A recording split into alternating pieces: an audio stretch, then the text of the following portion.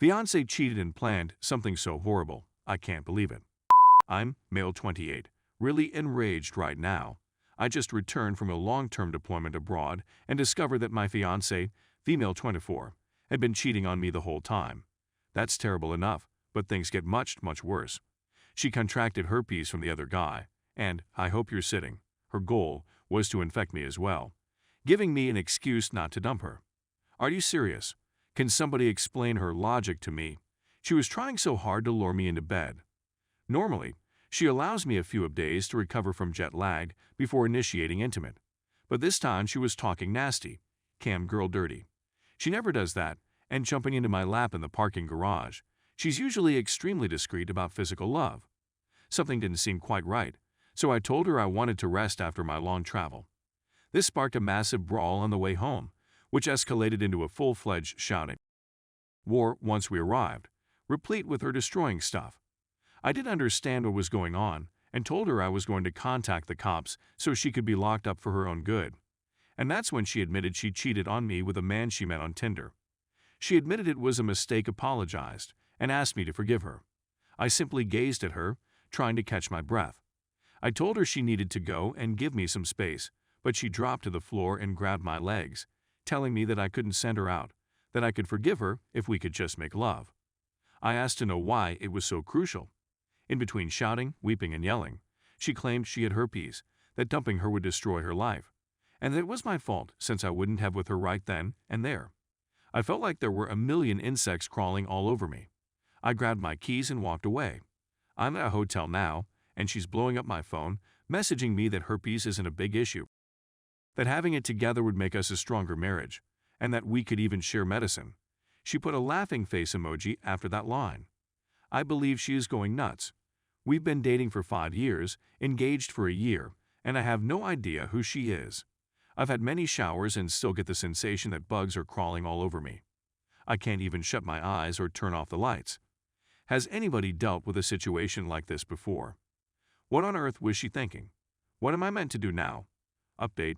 First and foremost, thank you to everyone who responded with encouragement and suggestions for the future. I was sitting in a motel, at my wit's end, with no one to contact that late or early in the morning, and no idea how to even begin expressing what had occurred when I posted the post. The relationship is, of course, ended. That was never in question, and I regret if anything in my previous message made it seem otherwise. Many of you left comments and / or sent messages with suggestions for what I should do next to untangle myself from my now ex-fiancé, which is what I was attempting to request. Those of you who advised me not to return home straight soon were correct, and I thank you. I had planned to return the next day, but after reading your remarks, I contacted her cousin, nearest related, who lives close, and told her everything. She didn't believe me at first, but when she arrived to our house, she discovered my ex-fiancé gazing at the wall, incoherent, with hundreds of our pictures ripped up all around her. The cousin got her some assistance. She called 911, and a very kind police officer arrived with a social worker, and they got my ex-fiancé into a mental center together. I spoke with the police, and he said it was okay for me to return home and clean up. He took pictures for his report. He also advised that I obtain a temporary restraining order to keep her away from me, which I did this morning and am now waiting for the hearing, and that her cousin get a conservatorship. Ex-fiancé is doing that badly. When I spoke with the lawyer regarding the protection order, she informed me that it is a criminal in our county to knowingly infect someone, or even attempt to infect someone, with an STD, but the essential term is legal intent. The DA office is unlikely to charge her because of her mental state. To be honest, I'd prefer she seek care for her mental health than face a criminal charge. My pals came over and cleaned up our house, which is now my place. They wouldn't let me do anything, only advised me to rest. I ended up sleeping for 10 hours in a row. The issue is that I now have time to think. There are so many unanswered questions. It didn't help that her cousin turned up to retrieve the engagement ring. When my ex-fiancé was hospitalized, they removed all of her valuables. The fact that I was holding the ring in my palm struck me hard. Now, I'm always feeling bad, particularly for the time I spend away from home on missions. My profession entails assisting individuals in some of the world's poorest areas, and when I'm there, I get numb, and the numbness lasts for a week or two after I return. Many individuals in my work depart due to depression. Should I look for a new job? Maybe I was expecting too much from her. Could any lady put up with that? Anyway, I got a few minutes and wanted to express my gratitude to everyone who helped keep me calm when everything went wrong. Thank you very much. Story 2.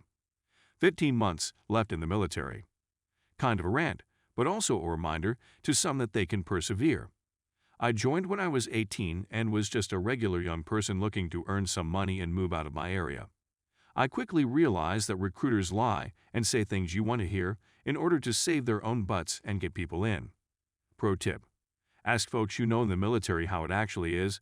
A recruiter will make it seem like the nicest thing ever, but you'll be screwed in some way, shape, or form. So many individuals I know had their MOS messed up and ended up doing something absolutely opposite of what they want. The first year was difficult, but I honestly loved the first 4 months after boot camp. Nevertheless, after I joined the fleet, I was in for a surprise. Toxic who seem to care but don't. Stupid games and compelled volunteerism. Let's not even get started on Navy medical. Shortest healthcare ever. I assume that's what happens when a branch hires workers under the age of 25 with a year of training. They don't care about the numerous backed-up appointments or the shady advice.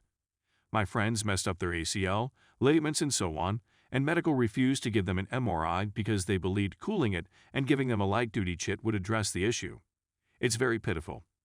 Leaders have set you up with motivating nonsense they don't even believe in. The order standards and so on are also so ridiculous. Having standards is undeniably respectable, and order comes in several forms, but they don't even hold everyone to the same standards. Everything is thrown under the rug if you are an officer or over the pay grade of E5, and S3 hawks up the high-ranking overweight Marines so they aren't in BCP. Because they can't lose rank, SNCOs may skip out on duties and say and do anything they please. It's really hypocritical. The junior Marines are workhorses, but the superiors receive credit and evaluation from everyone. Don't get me wrong, there are some excellent leaders out there, but they aren't as frequent as you would assume. The military, or at least the USMC, is not what the general public believes it to be. Yes, there are Marines who give their all and make selfless sacrifices, but the vast majority of Marines are drunken jerks who enlisted because they needed to boost their ego and didn't have anything else going for them. Young kids get married just to get out of the barracks or off base, only to be when their wife cheats on them during deployment, or because they never get home on time, or they get and are forced to stay in for years because they now have dependents and can't get out and go straight to college without a steady income. Personally, I despise my store and its customers. They micromanage nonsense that doesn't even need micromanagement. I come in early, perform my work well, and still get hammered for little nonsense.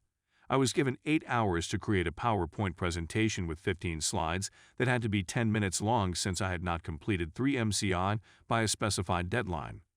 I arrived at work at 8 a.m. and didn't leave until 11 p.m. They don't care about your free time or your priorities outside of work. It's simply idiotic. When you complain or inform them, they give you the moto-gay stuff like you're a Marine 24/7. The mission is more important, when the mission in question is writing book reports and MCI simply to make it seem like my toxic superiors are doing a good job for their fit representatives. I honestly can't wait for time to pass. Hopefully, these 15 months will go by and I'll be able to take a month off terminal, return home, start trade school, and smoke some loud with my sons. And I already know what you're going to say, and I don't care. This isn't the stroll in the park you think it is, and military suicide is at an all-time high. Fortunately, I've never had such ideas, but there was a moment when I was so miserable that I wanted to go to medical and tell them I was really depressed, because I was, in the hopes that it would make me suitable for early separation. I'm not sure how I survived over 3 years of this. It's really amazing to me, but I can't wait to get out. Everything believes I'm re-enlisting, because if you tell them you aren't, you're treated like a jerk and no one wants to assist you. People often remark, "Look what the Corps done for you. Why don't you give back to it?" I gave the Army 4 years of my life that I will never get back. That is sufficient in my opinion. There are many things the military has taught me for which I am thankful. Yet this institution wears a mask to the public half of the time. It's not as professional and encouraging as it seems to those of you who aren't in. But that's just my rant. There was something I needed to get off my chest. Cheers to 15 months of games.